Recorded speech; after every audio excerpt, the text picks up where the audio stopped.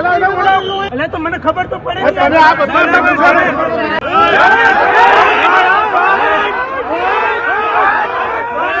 નમસ્કાર મિત્રો વડગામ તાલુકા પંચાયતમાં બબાલ, વડગામ કોંગ્રેસ સાથે ખેલ, અપક્ષની શું તાકાત હોય, અપક્ષ ઉમેદવાર શું કરી શકે તે સામે આવ્યું છે. ભારતીય જનતા પાર્ટીએ હારેલી બાજી જીતી છે. તો બસ આ જ પ્રકારની ગુજરાતના રાજકારણની અંદરની માહિતી જાણવા માટે યુટ્યુબ ચેનલ સબસ્ક્રાઇબ કરો, અમારા ફેસબુક અને ઇન્સ્ટાગ્રામ પેજને ફોલો કરો. વિસ્તારથી વાત કરું તો વડગામ તાલુકા પંચાયતને લઈ પહેલેથી કહેવાતું હતું કે કંઈ નવા જૂની થઈ શકે છે. વડગામ તાલુકા પંચાયતમાં ભારતીય જનતા પાર્ટી મોટો ખેલ પાડી શકે છે અને પરિણામ સામે આવ્યા છે. વાત એ છે કે પરિણામ તો થોડા દિવસો પહેલા પણ આવી ગયા હતા, જેમાં ભારતીય જનતા પાર્ટીને 13 બેઠક મળી, એક અપક્ષને મળી અને 14 બેઠક કોંગ્રેસને ગઈ હતી. વડગામ તાલુકા પંચાયતની 28 બેઠકમાંથી 14 બેઠક એટલે કે અડધી બેઠક કોંગ્રેસ લાવી હતી. આમ છતાં પણ તેમનું બોર્ડ નથી બન્યું. આમ છતાં પણ વડગામ તાલુકા પંચાયત ભાજપે બનાવી છે.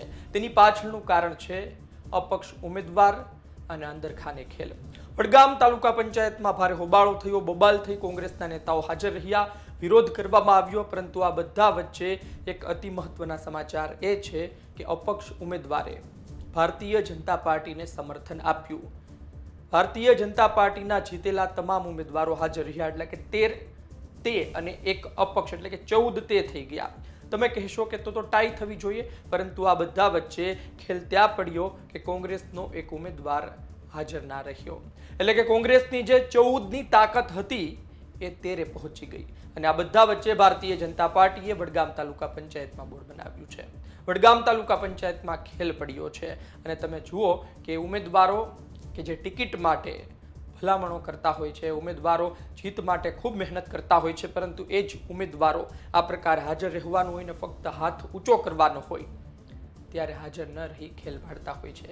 આપણે ત્યાં ભૂતકાળમાં ઘણી વખત જોયું છે કે પૈસાનું સેટિંગ પડે, ડરાવી ધમકાવી તેને ગેરહાજર રાખવામાં આવે અથવા તો અપહરણ કરવામાં આવે.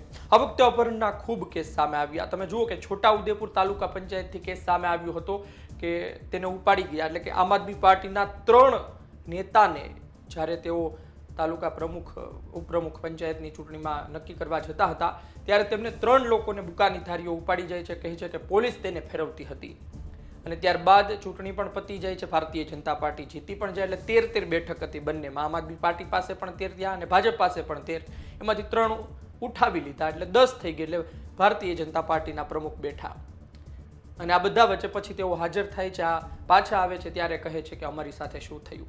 એટલે કે આ બધી બાબતો કારણભૂત માનવામાં આવતી હોય છે.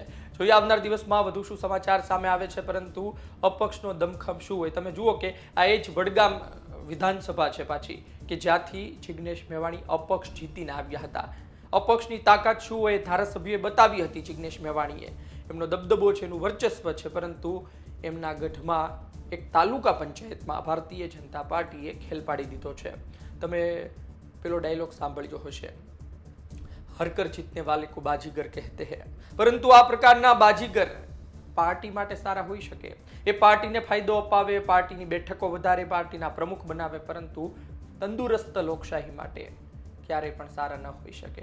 આપનું શું માનવું છે કોમેન્ટ બોક્સમાં લખજો. આપ શું વિચારો છો? ધન્યવાદ.